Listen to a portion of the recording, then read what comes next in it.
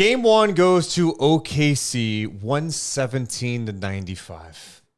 The young OKC Thunder, were they going to be ready? Were they going to be able to match the physicality? They did tonight, huh? How many times did you ask that all season long? I was more interested in did they have like the size and the physicality to go up against the bigger teams. They don't play young. You know what I mean? Like their guys don't. When you watch them in this game, they play young from the standpoint that they're athletic, they play fast, they shoot the ball well. Yep. But they don't play young upstairs. Like they make the right plays. They're locked in, super disciplined. Yep. I love the way that they are coached. I love the way that Dagnall can go into a 10-man rotation into the second round of playoffs and trust all of his guys. Didn't matter if it was Isaiah Joe coming in really quick, knocking down a few threes, only end up playing 15 minutes. You go down the list because I know we want to get to Wiggins as well and everything that he was able to do in this one. But truly, it all started with that starting unit. They came out, set the tone for everyone else to play the way they did. Weird start to this game. I didn't like the first half. Just from a pure basketball standpoint, so many whistles. We saw OKC shoot 22 free throws in the first half. And I'm sitting there watching going, this is the playoffs, right? Yes. Like, and this is the tough thing, I think, for players, coaches, and fans sitting at home watching sometimes is like, how am I watching one game that looks so completely different? Denver, Minnesota last night where no whistles at all. Nope. And then tonight it was like, is this a regular season game on a Tuesday night? November. Whistle after whistle after. And it wasn't just for SGA every single goddamn offensive possession. I mean, truly, if he had the ball and he was going to the paint, he was going to get a call no matter what. Even if it was a foul, but I'm just so used to seeing so much physicality now, especially at the end of the regular season, and then you go into playoff basketball and it's like, that shit's going to happen. But it felt like he was getting every single one of those calls. You're exactly right. It felt like super early in the season. Again, it slowed down the pace of the game, the flow of the game. I was not enjoying what I was seeing. Well, I think one of the biggest turns was the fact that there weren't a ton of free throws in the second half. You know, we mentioned the 22 by OKC in the first half. In the second half, they shot just 6 free throws. Thank God. Story of this game.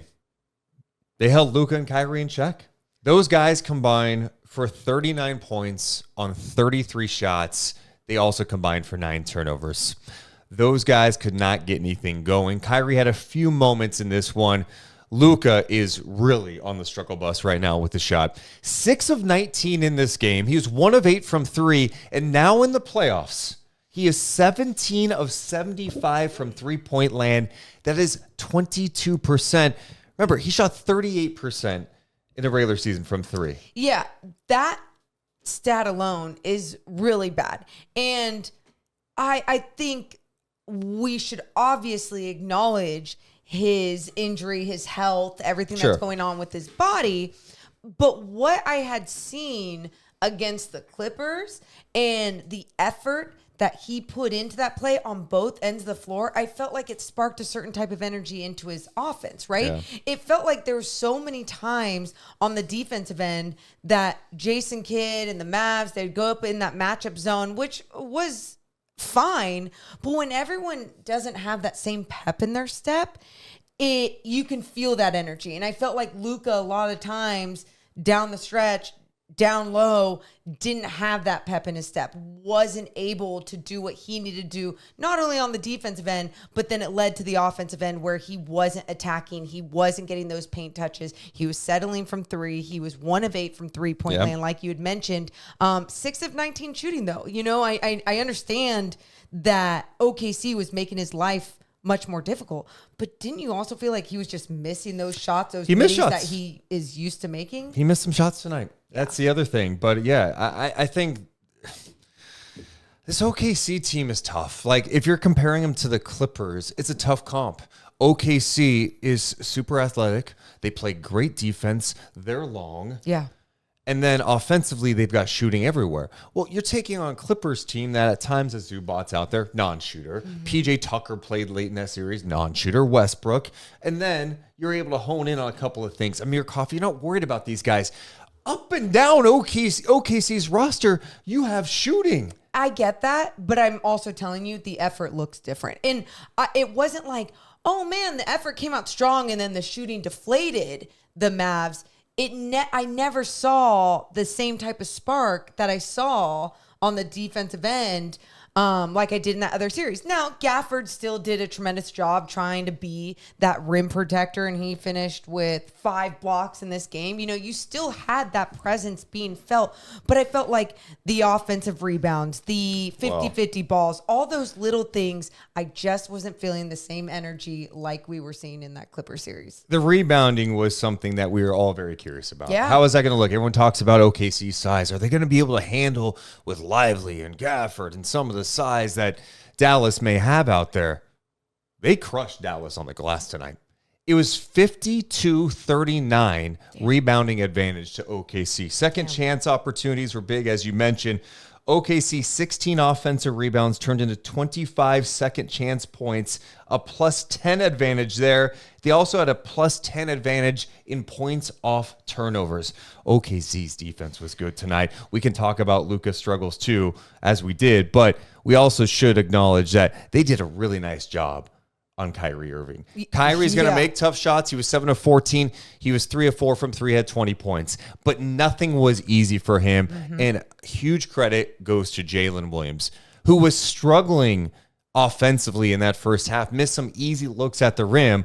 But his defense and his engagement against Kyrie Irving was fantastic in this game. I loved what I saw. I'm completely with you. And again, you have someone so young going up against a vet and someone who has been playing some of his best basketball in his career. Healthy, happy, on a team where things are clicking, it's working. Even if he's slower in the first half, he figures it out in the second half. What were we going to see from Kyrie? He started to get a few things going, but it still wasn't enough. And you're exactly right. Williams did a fantastic job. And just the rest of the team as a whole, you know, Chet even had that one block on him when he came through the paint and then tried to fade away a little bit. And Chet blocked that. And what I liked about it for Kyrie was he was testing out and see like, okay, can I get in here? Because obviously the way that OKC is packing this paint, they're making it so difficult for us to score in there.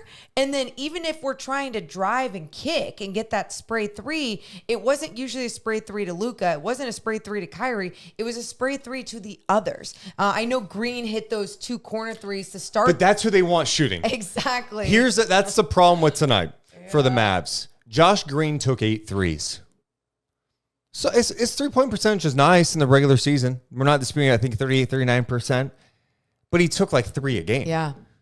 If he's taken 8, Mark Dagnall, the Thunder, they're taking that because that means they are making sure other guys aren't doing it. Oh, go ahead. We're playing well off Josh Green. Let him make some threes because we're going to trust more times than not he's not going to make them consistently. And we'd rather him try to beat us than Luka, Kyrie, PJ Washington, etc. And just even the battle then too, when they were trying to get in with that 2-man game or even try to make one of their bigs that lob threat, whether it was Gafford, whether it was Lively. Like how many times have we seen that work so well for the Mavs? And it just wasn't the same in this game. They got a few of them. I know there was one that went over the head of Lively and that ended up in Derrick Jones Jr. hand, and he ended up throwing it down.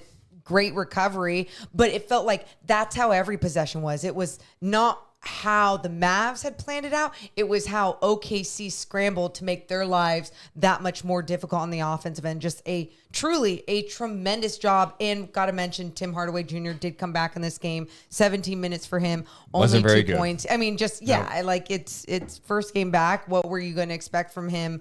I was hoping a little bit more of a threat. 0 for 4 from 3-point land. But no, there was just that OKC did a tremendous job being like, let everyone else win. Beat us. So Dallas scores under 100.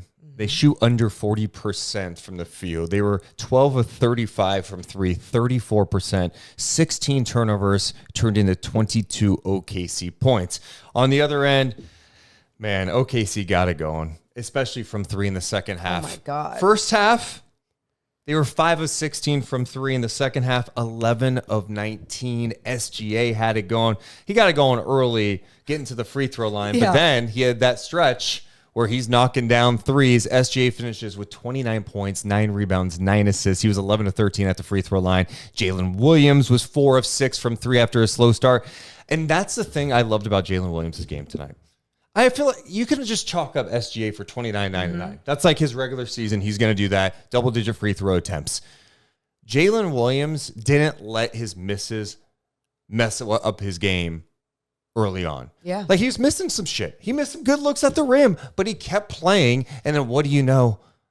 You hear dogs barking at OKC tonight.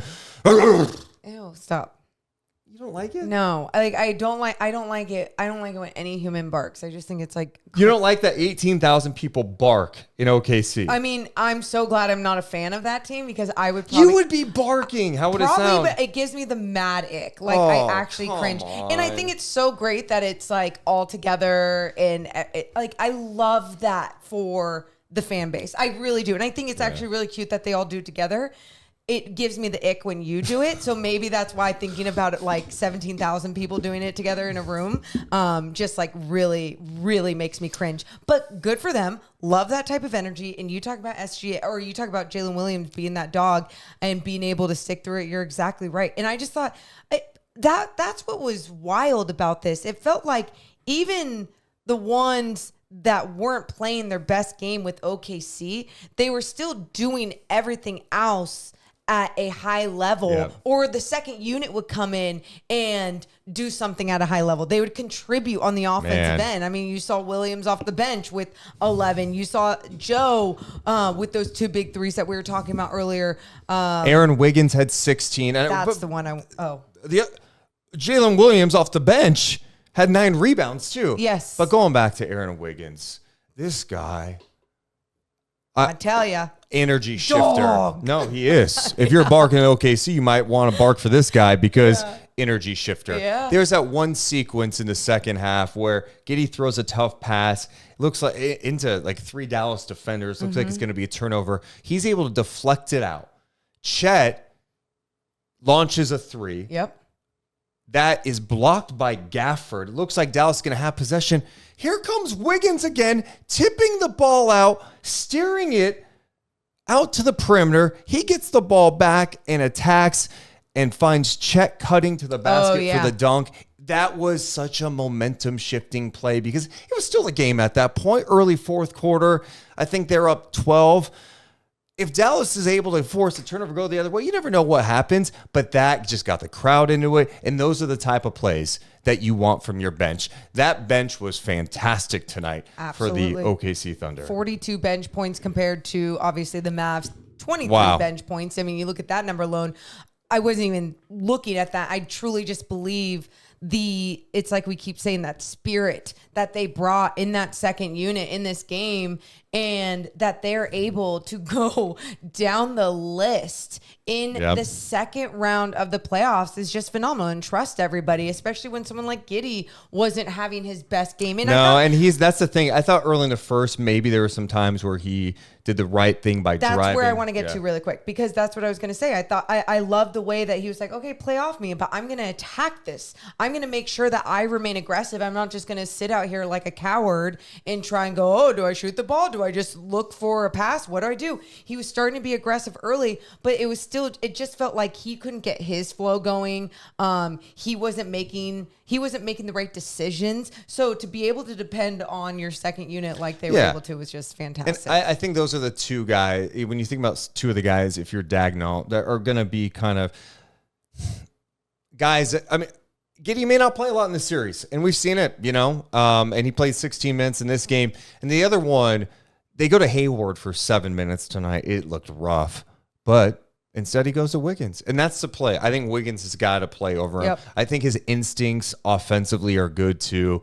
His off-ball movement, his hustle plays, he plays with confidence. He's the guy that I want out there. Hayward just doesn't move well. I mean, the guy's been through a lot. I get him being a veteran. I understand how you could see how he could maybe help a team. He's just not in that position right now at this point, at this stage of his career against this Dallas team. Casey Wallace had some good moments defensively too. You go up and down this group tonight, and that's what makes this OKC team pretty special. Everyone talks about, oh, they're so young. It's like, no, this team was one of the best teams on both sides of the ball this year. They've got the shooting. They've got a guy who's an MVP finalist in SGA, and they've got dogs around him. They play defense. We haven't talked about Chet Holmgren yet. Oh my God. This wasn't too big for him tonight. He had some battles with Gafford, but I felt like he held his own. This 19 points for him, 7 rebounds, 2 of 5 from 3, 8 of 16 overall. I like Chet. I felt like he was making winning plays, and you could tell defensively just his presence down low was impacting things for Dallas in the paint. It's interesting because I think during the regular season, especially because we cover the Kings, so seeing that matchup with him against Domas Sabonis felt like at times he played smaller, right? Like because he isn't a girthier player and because of his slender body type, it was like, ooh, is he going to have some difficulty against Gafford? I think we said that even when we were previewing this game. And he looked ready. He looked bigger than ever. I don't know what it was, what he clicked on. Maybe it's just like the team energy, the empowerment from one another, whatever it is. He looked amazing tonight as well on both ends of the floor. I think for him, it's just more experience. It's more reps. Like he's grown since the start of the season. Yeah. He's a rookie in the NBA, and he does so many good things out there. His ability to space the floor is huge in this series too. Being a threat from the perimeter, spacing things out is massive. Well, that, and then also something else that you and I talked a lot about. We're like, okay, well, if he can't body through someone like Gafford in this series, let's see him do that little turnaround jumper. And he tried it once, he missed it, and we're like, that's okay. And then he tries it again. It's just like, it's a gorgeous shot. He can create his own space because he is so long. So when he does fade away, there's enough for him to see the rim, to elevate, to do all the things. And yeah, I mean, he should continue to do that as long as he's knocking that one down. So a lot of good from Oklahoma City to take a 1-0 series lead. I think some people are ready to put OKC and Minnesota in the conference finals. I'm going to tap the brakes a little bit on this series. Tap it. Well, look, I think from a Dallas perspective, it comes down to this. What's Luka going to give you? If this is Luka, if Luka is going to continue to shoot the ball poorly like he has in the playoffs, this is going to be a tough series, and you're not going to have a chance. I expect him to knock down some shots going forward, but I think my concern, if I'm a Dallas Mavericks fan tonight, is there's some time off in between the end of the Clippers series in Game 6 and tonight on a Tuesday night. They played Friday to Tuesday, and it didn't look like he was moving any better. It didn't, and like the frustrating moments when, I mean, Lou Dort would land on him or whatever it is, it was extra in his head, and it made him extra slow every single one of those plays, every single one of those possessions, and it was like, your team needs you. You have to fight through your injury mentally. You have to fight through what's going on the floor, the whistles, everything else mentally. And I've seen him so mentally weak throughout his career. And so it was so nice to see, especially toward the end of the season and in that last series against the Clippers, him starting to really figure it out, clicking with Kyrie, clicking with the entire team. Like, it never felt like it was just ISO, ball hog. Like, you could give him so many different things. I know OKC disrupted his game, but we all know he can play better. And I think if this series is going to be fun, I know if this series is going to be fun, he has to play better. And I think there are still some good things that Dallas was able to do to hang in this game, but it just fell apart late. Jalen Williams down the stretch, 10 points in the fourth quarter, got his offense going, finishes with 18 points, 5 rebounds, 5 assists. Chet with 19 and 7. He also had 2 steals, 3 blocks. We mentioned SGA was massive. Just a huge night for Oklahoma City in Game 1. How about these 2 up-and-coming teams, man? Minnesota, OKC sending some serious messages. And you know what I like about it? They both are playing basketball the right way. And I think that's what makes it more fun to watch and root for. It's not like, oh, they just have a big 3 that have come together. And it's like, holy shit, no one can beat them. It's no, they're being coached the right way. They're playing, for the most part, defense the right way. And they're just playing basketball the right way. Now, I will say this. In this series, whoever the officiating crew is, you got to make sure you're doing a better job. Little tacky tack touches on SGA, Don't call that bullshit. I mean, we see that bullshit all season long, and I get it. He's so good at getting those calls, and I think that is a skill on its own. But I think when you're watching playoff basketball, it's just really, really difficult. It's going to change crew to enjoy. crew. I mean, that's just what it is. But you hope in the playoffs, like, just let them play. You know what? I want to see OKC be physical. I want to see Dallas be physical. Same. That's everyone watching at home wants to see that. So it was much better in the second half with the free throw situation. Let's hope it looks better in game 2. Let us know what you thought about game number 1. Anything surprise you? If you're a Mavericks fan, how are you feeling after game 1? Are you concerned? If you're an OKC fan, you're probably going crazy. You're barking everywhere. There you go. Make sure to hit the thumbs up and subscribe. Deuce and Mo, Deuce and Mo, Deuce and Mo. They tell you what they know. Deuce and Mo, Deuce and Mo, Deuce and Mo. The podcast that you know.